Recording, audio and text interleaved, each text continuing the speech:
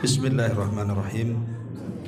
Assalamualaikum warahmatullahi wabarakatuh.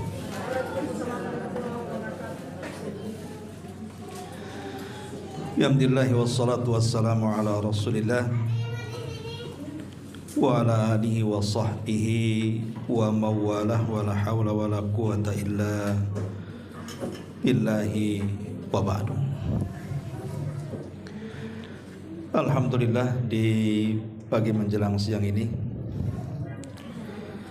kita bisa berkumpul di Saung Sunda Sawargi, dan pembahasan di hari ini kita akan membahas tentang al-fitnatu fi akhir zaman, fitnah-fitnah yang terjadi di akhir zaman. Ma'asyiral muslimin wal muslimat rahimakumullah. Sesuatu yang harus kita imani adalah kita wajib membenarkan apapun yang dihabarkan Nabi sallallahu alaihi wasallam. Makanya para ulama ketika membahas tentang keimanan kepada Rasul, salah satunya mereka mengatakan tasdiquhu fima akhbar. Seseorang wajib membenarkan apapun yang dihabarkan Nabi. 14 abad yang silam Nabi SAW sudah banyak menghabarkan tentang banyak peristiwa. Lah peristiwa-peristiwa itu mencakup fitnah-fitnah yang akan berlaku di akhir zaman, dan hampir sebagian besar yang diprediksi Nabi SAW itu semua terjadi. Tentu ini bukan ramalan, karena Nabi SAW bukan seorang dukun. Yang diprediksi Nabi SAW murni datang dari wahyu yang Allah wahyukan kepadanya.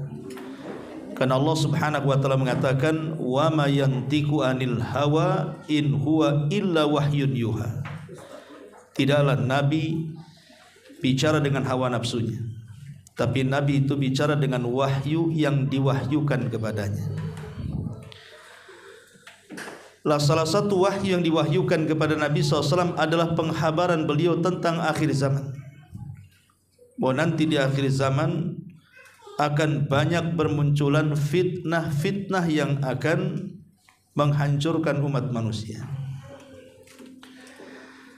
Baik, ma'asyiral muslimin wal muslimat rahimakumullah. Sebelum kita membahas soal fitnah akhir zaman, kita akan mengenal apa itu fitnah. Secara bahasa, fitnah itu artinya ujian. Jadi Allah Subhanahu wa taala akan banyak memberikan ujian bagi umat di akhir zaman. Tetapi kata fitnah dalam Quran sendiri memiliki 5 makna. Pertama, kata fitnah dalam Al-Quran itu biasa diistilahkan dengan kalimat syirik. Jadi kesyirikan itu dianggap fitnah.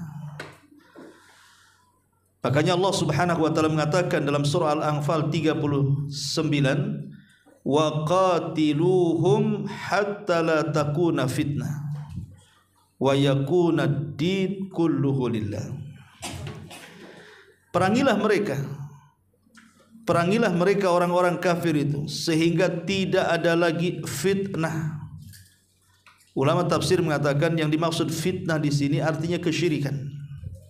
Seolah-olah Allah ingin katakan perangilah mereka orang-orang kafir supaya tidak ada kesyirikan lagi, dan agama dan ketaatan seluruhnya menjadi milik Allah Subhanahu wa taala.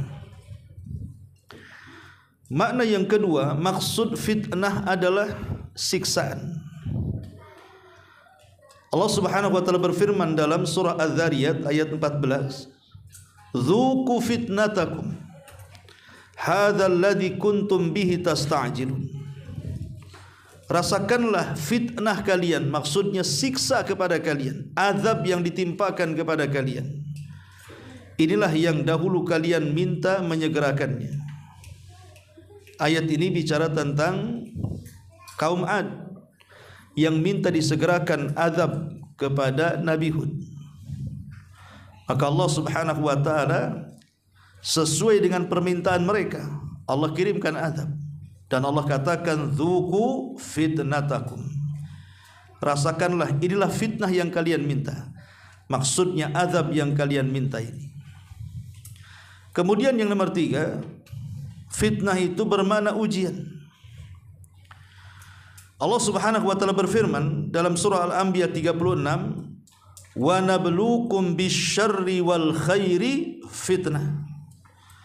Dan sungguh kami akan menguji kalian dengan kejelekan ataupun dengan kebaikan dalam bentuk fitnah dan ujian.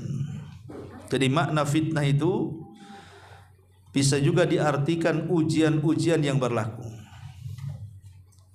Kemudian yang keempat, makna fitnah itu artinya bencana dan hukuman. Allah Subhanahu wa taala berfirman dalam surah Al-Anfal ayat 25, wattaqu fitnatal la tusibanna alladziina zalamu minkum khassa. Takutlah akan fitnah yang kalau seandainya datang bukan hanya menimpa orang-orang zalim secara khusus, tapi terkadang orang-orang baik pun terkena imbasnya. Maksudnya wattaqu fitnah, takutlah akan fitnah. Fitnah di sini artinya bencana ataupun hukuman dari Allah Subhanahu wa taala.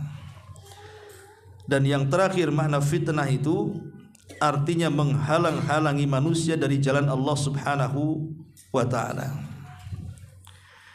Itulah makna fitnah secara umum di dalam Al-Qur'an. Tapi yang dimaksud di sini, fitnah yang kita akan bahas maksudnya fitnah akhir zaman, adalah gabungan dari makna tersebut. Bahwa banyak hal yang disabdakan Rasul 14 abad yang silam tentang fitnah-fitnah ujian-ujian Allah ini kepada manusia. Seperti apa contohnya? Ma'asyiral muslimin wal muslimat rahimakumullah. Di antara fitnah yang akan berlaku yang disabdakan Nabi SAW, contohnya adalah di mana manusia di akhir zaman akan difitnah dengan berbagai macam jenis kekufuran yang disebut dengan fitnatut takfir. Nabi SAW mengatakan, ayyuma rajulin qala li akhihi ya kafir faqad ba'a bihi ahaduhuma. Siapapun manusianya yang berkata kepada saudaranya, hei kafir, padahal dia tidak kafir, maka tuduhan kekafiran kepada orang lain itu bisa saja kembali kepada yang mengucapkannya. Jadi di akhir zaman akan muncul orang yang mudah mengkafir kafirkan saudaranya. Dan itulah yang kita kenal dengan munculnya berbagai macam aliran yang menyesatkan satu dengan yang lainnya sampai mengkafirkan satu dengan yang lainnya. Contoh saja Khawarij. Munculnya Khawarij itu fitnah akhir zaman. Karena Khawarij itu akan senantiasa ada pada setiap zaman. Walaupun mereka diberantas dalam setiap zamannya, tapi sel-sel mereka tidak akan pernah hilang dan akan tumbuh kembali sampai yang terakhir dari kelompok mereka menjadi para pengikut Dajjal. Lah orang-orang Khawarij ini kalau melihat orang-orang yang di luar pemahamannya, di luar kelompoknya, pasti dikafirkan. Makanya ideologi Khawarij ini berawal dari takfir, pengkafiran, berakhir dengan pembunuhan. Karena kalau sudah dikafirkan berarti dianggap halal darahnya. Dan kalau sudah dianggap halal darahnya berarti boleh dilakukan pembunuhan. Makanya ada istilah berawal dari pengkafiran berakhir dengan pengeboman. Itulah orang-orang yang suka melakukan bom bunuh diri itu. Itu karena ada ideologi Khawarij di situ. Sehingga bukan hanya mereka berani mengkafirkan kepada individu yang di luar daripada kelompoknya, beraninya mereka mengkafirkan sampai ke taraf pemerintah. Mereka akan mengatakan pemerintah itu taghut, para menterinya taghut, polisi-polisinya, tentara-tentaranya taghut, karena mereka mendukung taghut, maka siapa yang mendukung taghut maka dia taghut. Ini termasuk fitnah akhir zaman. Makanya hati-hati, terutama Anda ini yang punya anak yang sudah sampai kuliah. Kalau kemudian mereka datang membicarakan, mengkritik pemerintah sampai kepada taraf mengkafir-kafirkan pemerintah, berarti sudah tercuci itu otaknya dengan ideologi fitnah akhir zaman. Ini yang pertama. Kemudian yang kedua, fitnatul haraj. Fitnah banyaknya pembunuhan. Nabi SAW bersabda dalam sebuah hadis, inna baina yaday sa'ati al-haraj. Inna baina yaday sa'ati al-haraj. Faqalu wa mal haraju? Qala al-qatlu. Innahu laysa biqatlikumul lil musyrikin, walakin yaqtulu ba'dukum ba'dha hatta yaqtula ar-rajulu jarahu wa ibna ammihi wa dha qarabatihi. Rawahu Ahmad. Kata Nabi SAW, sesungguhnya mendekati kiamat itu akan bermunculan banyak yang terjangkit penyakit haraj. Sahabat bertanya, apa itu haraj wahai Rasul? Maka Rasul mengatakan haraj adalah pembunuhan, memudah-mudahkan nyawa manusia. Kemudian Rasul mengatakan, bukan yang dimaksud pembunuhan itu kalian membunuh orang-orang musyrik dalam peperangan, tapi maksudnya adalah kalian akan saling membunuh sesama diri kalian, sehingga seseorang ada yang membunuh tetangganya, ada yang membunuh anak saudaranya, ada yang membunuh kerabatnya, dan begitu seterusnya. Dan fitnah ini sudah berlaku. Bahkan fitnah ini yang tersebar banyak di hampir semua negara.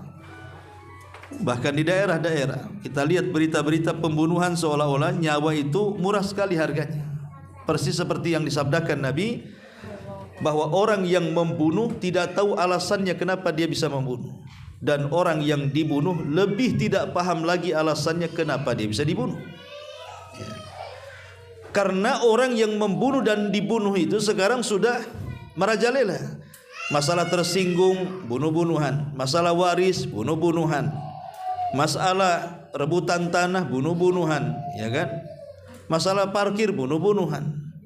Jadi sekarang ini bunuh-membunuh itu persoalan remeh, seolah nyawa itu tidak ada harganya. Apalagi perempuan-perempuan yang berzina kemudian punya anak, anak hasil zina itu terkadang mudah untuk membunuh bayi yang ada di badannya dengan cara aborsi, atau kalau sudah lahir ya dibuang di tong sampah, disolokan, dan begitu seterusnya. Dan Allah katakan wal mau'udatu su'ilat bi ayyi dzambin qutilat. Bayi-bayi yang dilahirkan itu, yang dibunuh akan datang menghadap Allah dan mengatakan, ya Rabb, kenapa dia sampai membunuhku?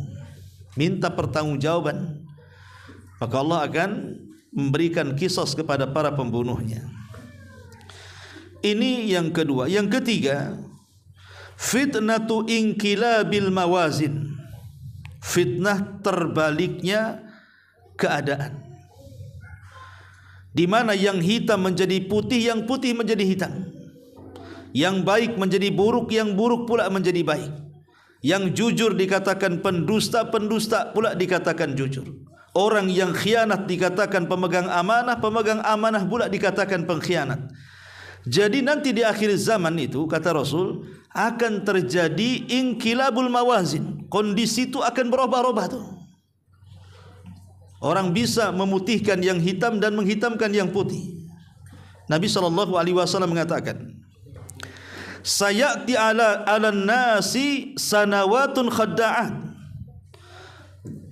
Akan datang zamannya kepada manusia tahun-tahun penuh dengan tipu daya. yusaddaqu fiha al-kadhib wa yukadzabu fiha as-sadiq wa yu'tamanu fiha al-kha'in wa yukhawwanu fiha al-amin. Di mana orang-orang jujur dianggap pendusta, di mana para pendusta dianggap jujur, di mana pemegang-pemegang amanah dianggap pengkhianat, di mana para pengkhianat dianggap amanah. Kemudian Rasul mengatakan wa yantiqu fiha ar-ruwaibidhatu, dan akan muncul kelompok yang disebut dengan ruwaibidah. Siapa ruwaibidah ini? Maka Rasul sallallahu alaihi wasallam ditanya, "Wa mar ruwaibidhatu ya Rasulullah?" Siapa ruwaibidah itu hai Rasul? Maka Nabi SAW mengatakan, "Ar-rajulut tafihu yatakallam fi amril amal." Orang jahil, orang bodoh, tapi bicara soal kemaslahatan umat manusia. Bukan bidangnya bicara. Bukan bidangnya ditempatkan di bukan bidangnya. Orang jual bawang saja, kalau seandainya kemudian diletakkan di montir motor, itu motor bau bawang tuh, nggak akan selesai itu, nggak akan bisa motor rusak jadi baik, karena bukan bidangnya di situ. Ataupun montir diletakkan di bangunan, ya robohlah bangunan itu. Jadi meletakkan sesuatu yang bukan pada tempatnya saja bisa merobohkan. Bahasa Syekhul Islam itu, kalau separuh insinyur merobohkan bangunan, separuh dokter membunuh pasien, separuh ilmu menyesatkan manusia. Jadi inilah yang terjadi, inqilab al-mawazin di akhir zaman ini. Munculnya ruwaibidah, dia bukan pakar seolah-olah dia pakar, terutama tahun-tahun politik biasanya ya. Di mana orang pasar yang enggak pernah sekolah di jurusan politik saja dia bisa ngeritik pemerintah. Kapan sekolah politiknya dia? Bicara politik pula di warung-warung kopi. Nah ini kalau seandainya kemudian yang bukan pakar kemudian bicara pakar, itu namanya ruwaibidah. Orang bodoh tapi bicara soal kemaslahatan, dan sudah banyak terjadi akhir-akhir ini kan. Ini yang ketiga, namanya fitnah inqilabul mawazin. Yang keempat, fitnatu du'atid dalalati. Fitnah munculnya para duat, para dai, para ustaz, para kiai, tuan guru dan yang semacamnya, tetapi mengajak manusia kepada kesesatan. Nabi SAW bersabda, "Du'atun ala abwabi jahannam, man ajabahum ilaiha qadhafuhu fiha." Nanti akan muncul para penyeru yang menyeru manusia ke pintu-pintu jahanam. Siapapun yang mengijabahi seruan mereka, maka sama saja jangan menjerumuskan ke dalam jahanam. Qala Hudzaifah bin Yaman, berkata Hudzaifah radhiyallahu an, ibn Yaman, "Ya Rasulullah, sifhum lana."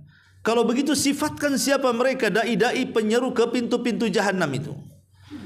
Maka Nabi mengatakan, "Hum min jildatina wa yatakallamuna bi alsinatina." Mereka bukan orang lain, mereka orang kita juga, dan mereka juga bicara dengan lisan-lisan kita, fasih bahasa Arabnya, pandai membaca Quran, pandai membaca hadis ya. Jadi bukan orang lain yang menyesatkan itu, tapi orang-orang kita juga yang sudah belajar agama tetapi menyesatkan manusia. Qala Hudzaifah mengatakan, "Fama ta'murni in adarakani dzalik." Rasul, kalau aku mendapati orang seperti ini, kira-kira apa yang harus aku lakukan?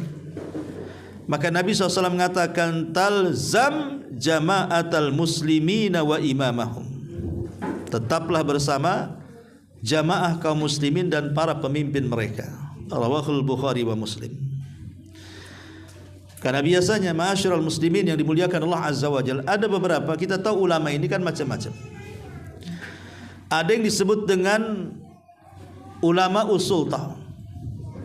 Ulama usultah itu artinya ulama yang bicara sesuai dengan kepentingan negara.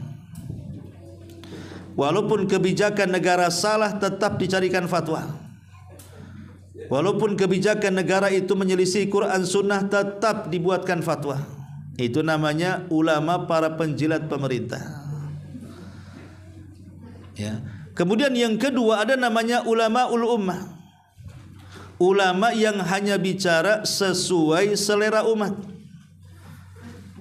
Mana kira-kira umat senang, itu yang dibicarakan.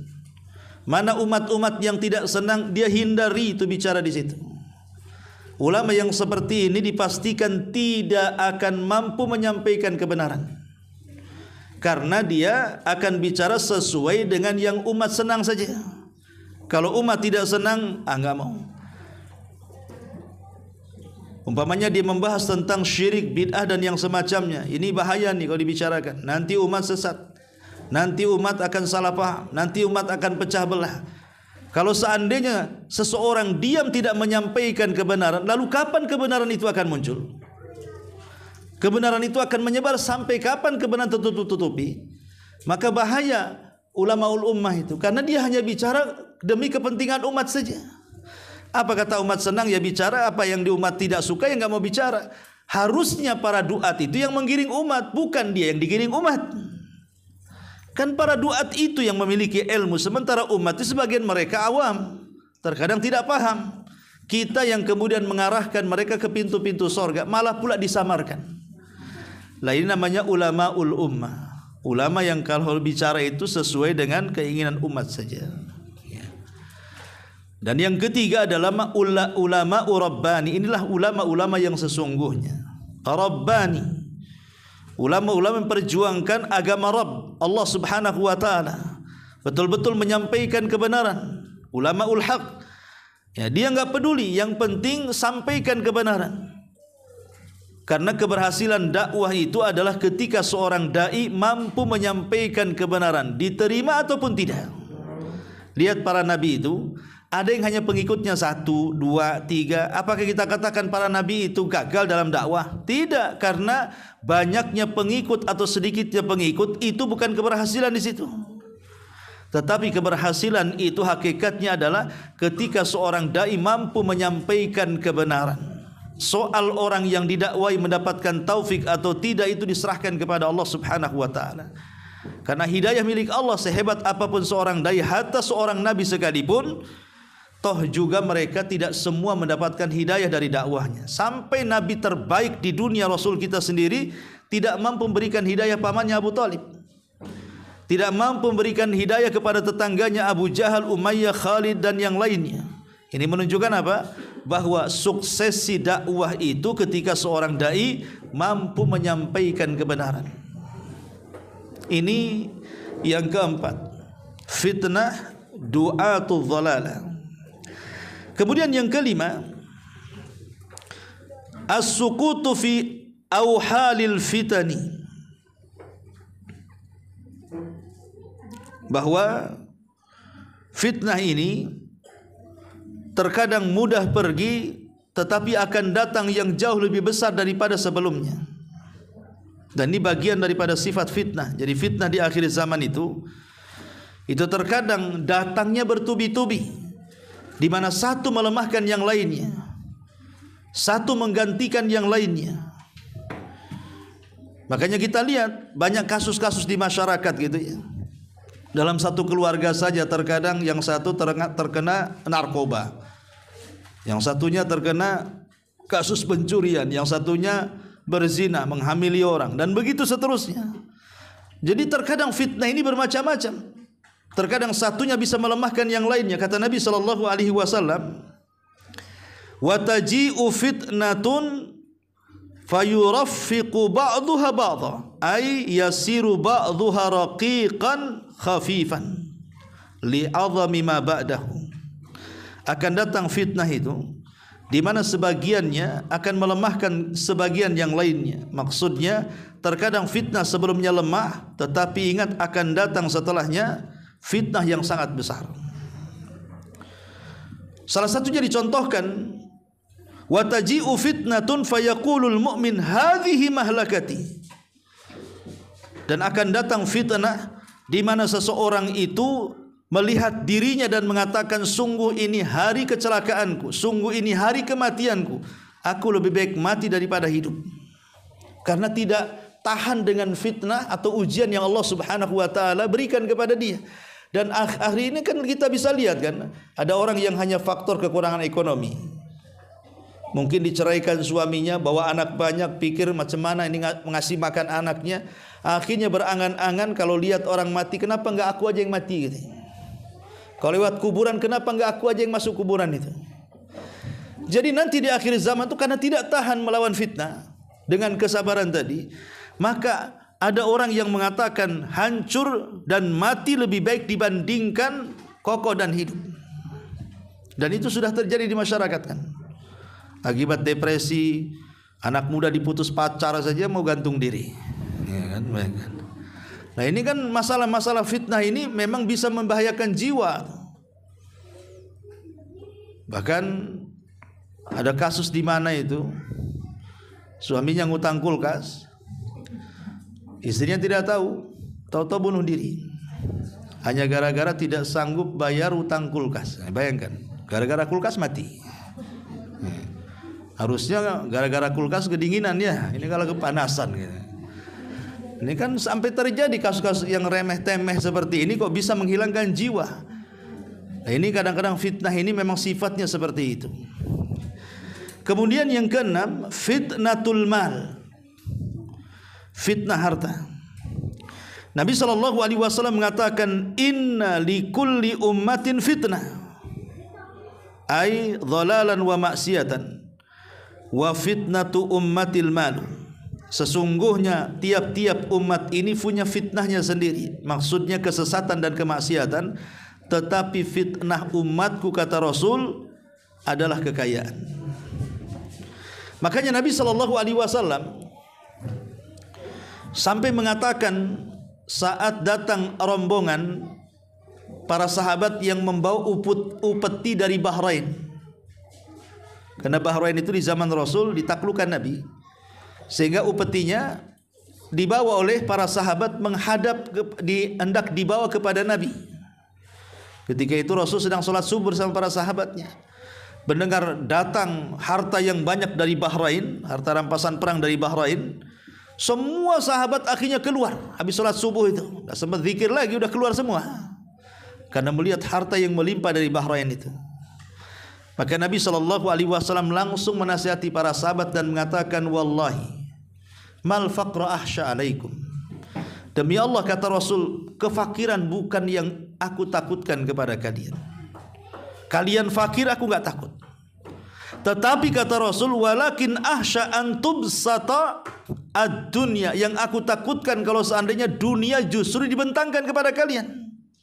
Kama busitat ala man kana qablakum, seperti yang sudah dibentangkan kepada umat sebelum kalian. Fatanafasuha kama tanafasuha wa tuhlikakum kama ahlakathum. Kemudian kalian lari mengejar, berlomba-lomba kepada dunia dan meninggalkan akhirat, seperti orang-orang yang dulu juga mengejar dunia, kemudian kalian akan dihancurkan sebagaimana umat dulu juga dihancurkan karenanya. Kata Nabi SAW, inilah yang aku takutkan kepada kalian, kalau dunia sudah terbentang. Karena dunia ini mudah mempengaruhi manusia. Berapa banyak orang yang istiqomah akhirnya futur gara-gara dunia. Gara-gara dunia orang bisa futur tuh. Memang dunia ini dahsyat sekali. Wajar kalau Allah mengatakan kalla innal insana la yatgha. Rupanya dunia ini juga sebab terbesar manusia itu mudah melampaui batas. Karena perebutan dunia, orang menyakiti orang, memfitnah orang, menggibah orang, membuli orang, membunuh orang, dan begitu seterusnya. Ya. Maka ini juga termasuk fitnah akhir zaman, la fitnatul mal. Fitnah harta. Kemudian yang nomor 7, fitnatul aulad. Fitnah anak-anak.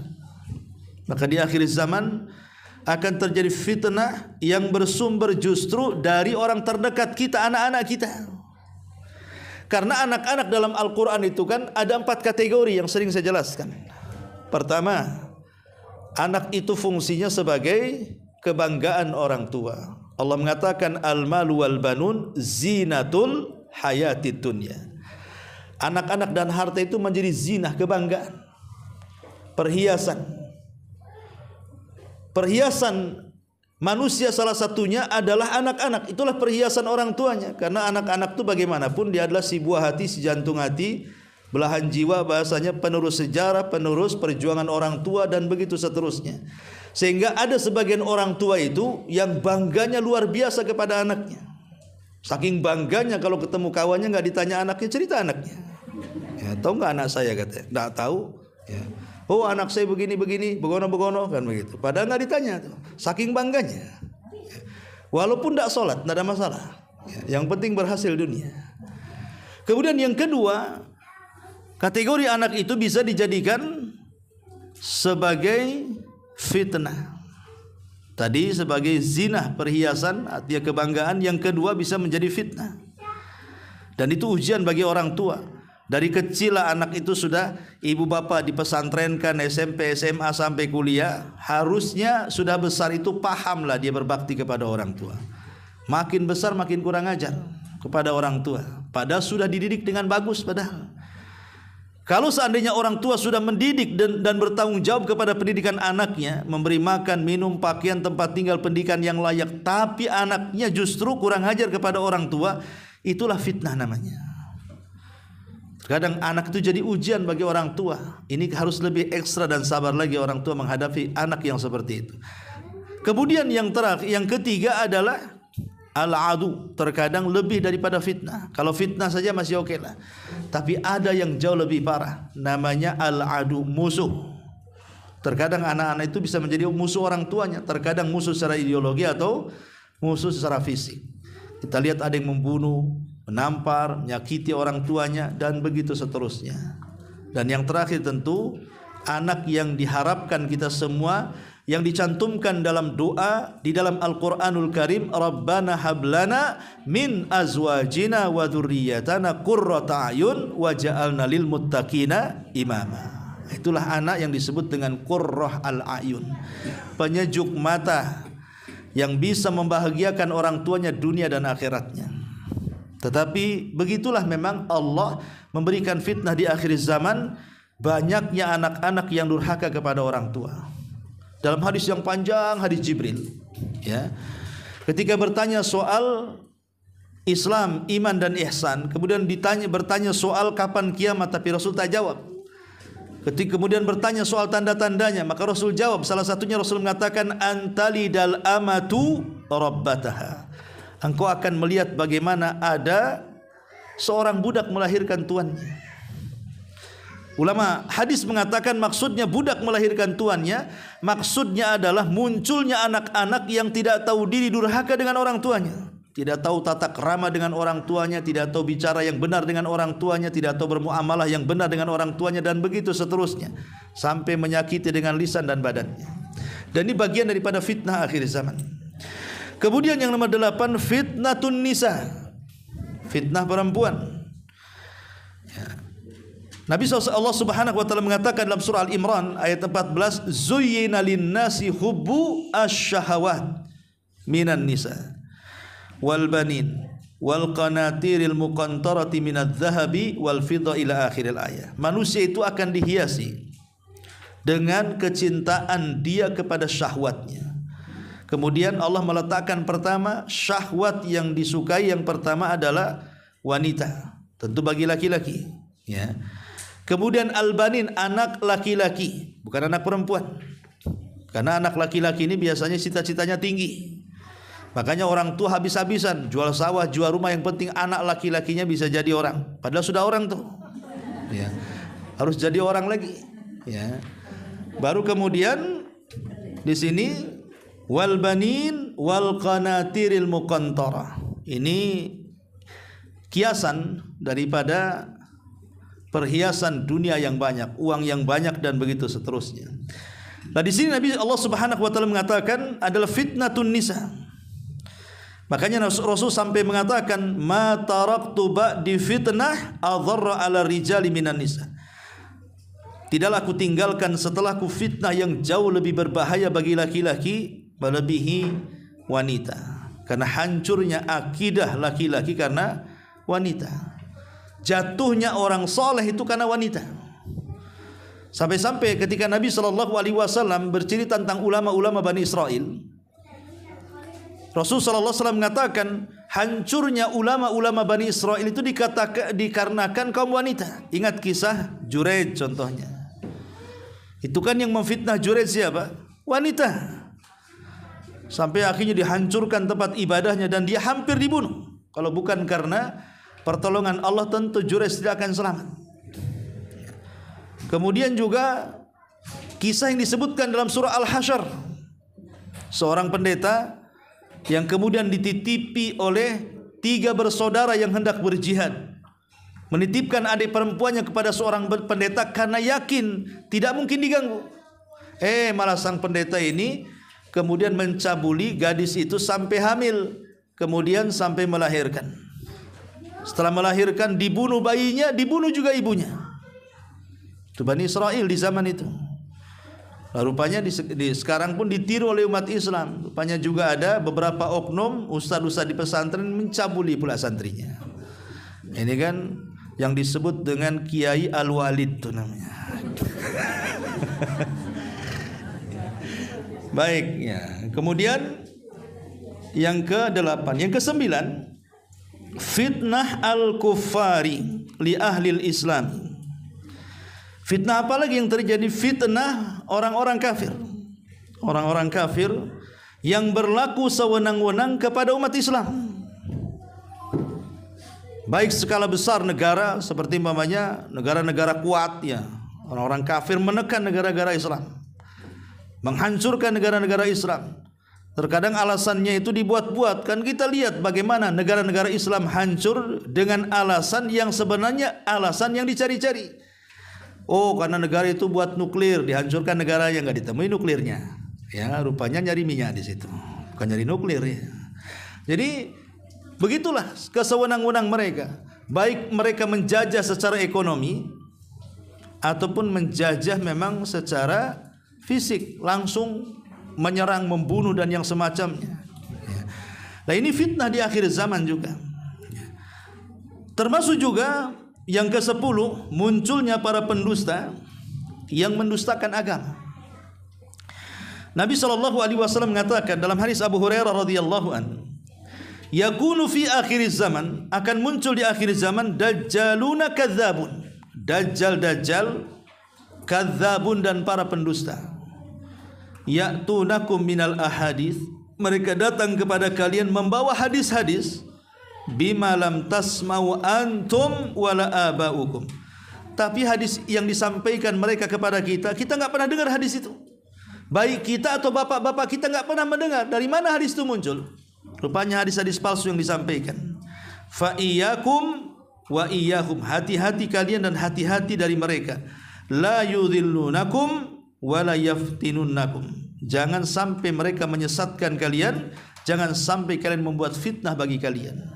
Kata Rasul di sini, yakunu fi akhir zaman dajjaluna kadzabun, dajjal yang mereka kuat dalam berdusta. Dajjal di sini menggunakan jamak dajjalun, artinya dajjal itu bukan satu orang, itu kepalanya, yang satu orang yang di akhir zaman itu kepalanya.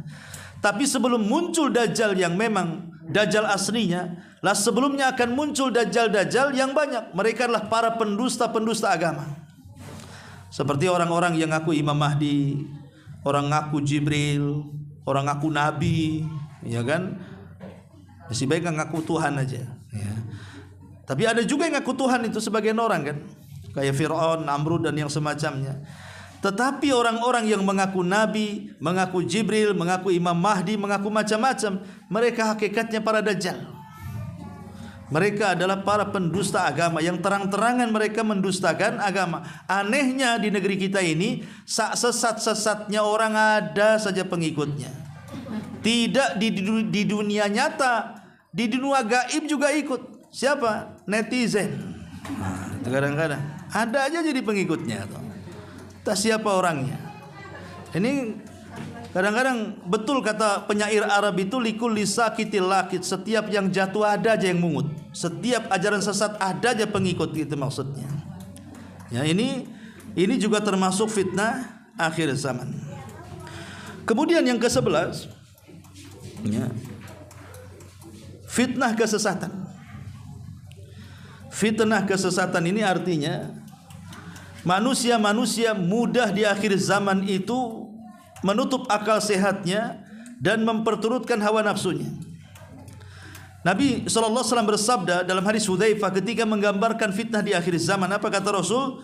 Tu'radul fitan 'alal qulubi kal hasiri 'udan fa ayyu qalbin ashrabaha nukitat fihi nuqtata sauda wa ayyu qalbin anqaraha nukitat fihi nuqtatu bayda hatta tasira ala qalbaini alal abyad mithla as-safa fala yadurruhu fitnatu ma damatis samawat wal ard wal akhar aswad murbadan kal quzi muzahhiyan la ya'rifu ma'rufan wa la yunkiru munkaran illa ma ushriba min hawahu, rawahu Muslim.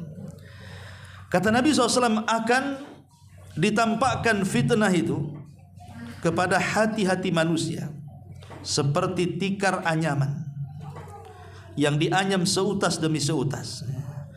Maka hati mana saja yang menyerap fitnah itu, meminum fitnah itu atau menyerap fitnah itu, maka akan diberikan titik hitam satu titik di hatinya. Dan siapapun hati yang mengingkari fitnah itu, maka akan diletakkan titik putih di hatinya. Sehingga ada dua hati di sini. Ada hati yang sangat putih bersih dan tidak akan dimadaratkan fitnah selama tegak langit dan bumi. Tapi ada hati yang sangat hitam seperti gelas yang ditelungkupkan. Gelas kalau ditelungkupkan begini, atasnya kan gak ada lubangnya, karena lubangnya di bawah. Sehingga kalau diisi air, namanya gelas ditelungkupkan, diisi air, airnya mau masuk dari mana? Pasti airnya akan keluar kan gitu, tidak akan masuk ke dalam gelas. Maksudnya kalau hati itu sudah banyak fitnah, nasihat apapun mau dari kiai, mau dari syekh, mau profesor, ulama, nggak akan diterimanya, nggak akan masuk ke dalam hatinya. Lah ini fitnah akhir zaman. Nanti ada orang-orang itu yang degil, yang keras kepala, yang hatinya susah dimasuki nasihat. Ini bagian dari fitnah. Ya, orang tua nasihati anaknya nggak peduli, saudara menasihati saudaranya nggak peduli. Kawan-kawan baiknya, akrabnya menasihati dengan kebenaran nggak peduli. Nah, ini orang-orang yang sudah tertutup hatinya, dan itu akan ada di akhir zaman seperti gelas yang ditelungkupkan. Nasihat-nasihat wejangan ayat Quran Sunnah nggak akan dipedulikan sama dia. Kenapa? Karena hatinya sudah tertutup hawa nafsu tadi, sehingga susah celah kebenaran masuk ke dalam hatinya. Ma'asyiral muslimin wal muslimat rahimakumullah. Dan yang terakhir, walaupun banyak tentu karena waktu, fitnatul jahli, fitnah kejahilan. Manusia sudah malas hadir di pengajian.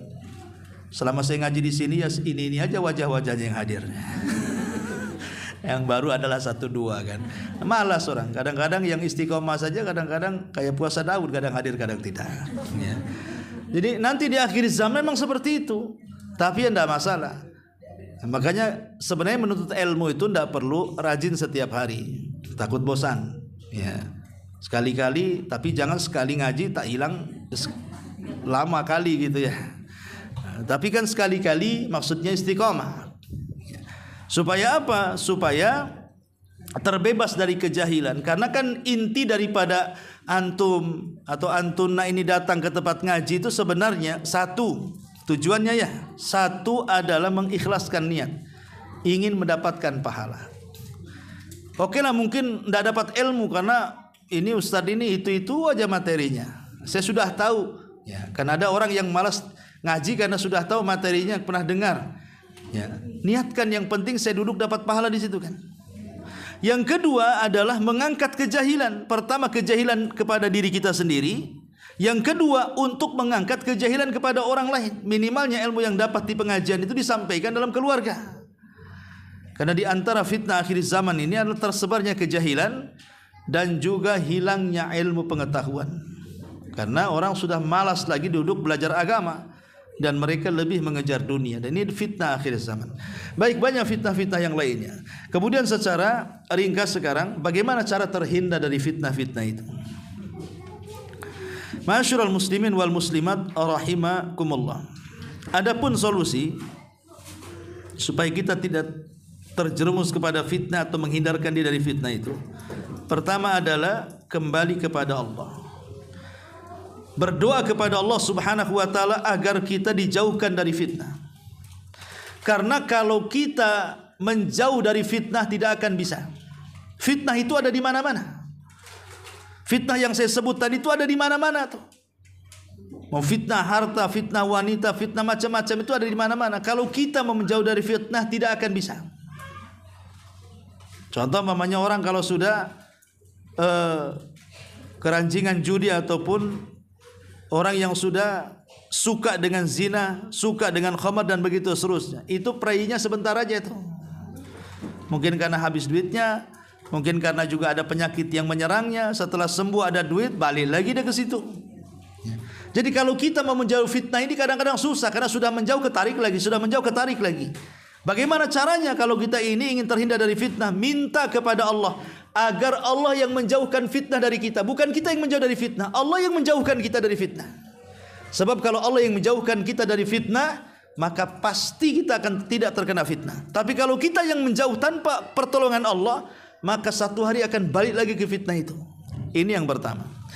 Kemudian yang kedua, al-isti'adzatu billahi min syarri syayatinil insi wal jin. Berlindung kepada Allah karena fitnah ini kan umumnya sumbernya dari dua. Pertama syahwat dan syubhat. Adapun syubhat dari setan, adapun syahwat dari hawa nafsu. Maka kita berlindung kepada Allah dari dua makhluk yang menjadi penyebab munculnya syubhat dan syahwat. Berlindung dari setan, baik dari kalangan setan manusia atau setan jin. Kemudian yang ketiga, al-budu an mawadi'il fitan, jauhi tempat-tempat fitnah. Seperti Allah mengatakan wala taqrabuz zina. Jangan dekat-dekat zina. Artinya dekat saja enggak boleh, apalagi berzina. Seolah-olah Allah ingin mengatakan setiap wasilah, sebab yang mengantarkan orang berzina jauhi. Contoh namanya ghibah. Tahu rumah tetangga yang warna kuning nomor sekian gang sekian itu memang di situ tempat ngerumpi, itu ratunya ghibah tuh. Dah tahu di situ ratunya ghibah. Ibu malah datang pula ke situ. Nah, itu namanya bukan menjauh fitnah. Sengaja dia menjerumuskan diri kepada fitnah. Ya harusnya kan ditandai itu. Tuh rumah biru itu jangan ke situ tuh, bahaya tuh. Ya. Jadi ini yang kedua nih. Ya, yang ketiga artinya jauhi tempat-tempat fitnah supaya jangan terjerumus kepada fitnah. Kemudian yang keempat, ma'rifatu uqubatil fitani fid dunya wal akhirah. Mengenal kira-kira dampak buruknya apa, baik dunia kita ataupun akhirat kita. Kemudian selanjutnya istihdharul al-ajril azim litsabati fi zamanil fitan. Hadirkan pengetahuan tentang pahala besar orang yang tidak tergoda dengan fitnah. Orang yang istiqomah tidak tergoda dengan fitnah. Bagaimana Allah sudah sediakan pahala besar untuk mereka. Sampai-sampai Rasul mengatakan, "Inna mi waraikum ayyama sabr." Hari-hari kalian ini akan memberatkan, kata Nabi. Hari-hari kalian mendekati kiamat itu sangat melelahkan, kata Nabi. Kenapa? Karena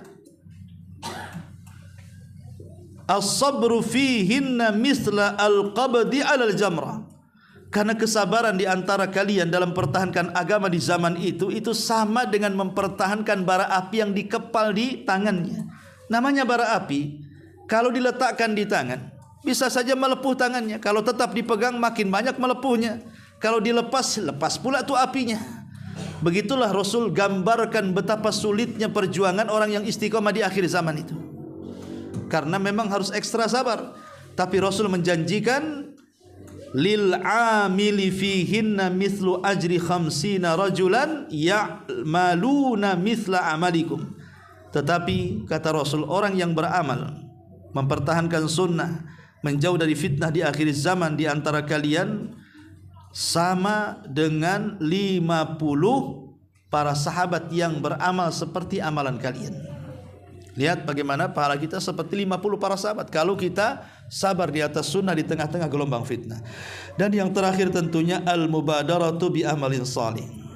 Untuk menghindar fitnah adalah sibukkan kita dengan perkara-perkara manfaat, amal saleh. Ketika orang bergibah, kita sibukkan dengan zikir. Gitu ya. Ketika orang berzina, ya kita melampiaskan kepada yang dihalalkan oleh Allah istri kita. Ketika kemudian orang sibuk melakukan bid'ah, ya kita perjuangkan sunnah. Ketika orang terjerumus kepada syirik, kita pertahankan tauhid. Jadi kebalikan dari kemaksiatan, orang melakukan maksiat kita taat, itulah yang bisa menghindarkan kita dari fitnah. Inilah diantara sekelumit dari pembahasan fitnah akhir zaman. Wallahu alam. Sebelum saya tutup, silakan kita buka tanya jawab. Kalau nggak ada, kita tutup.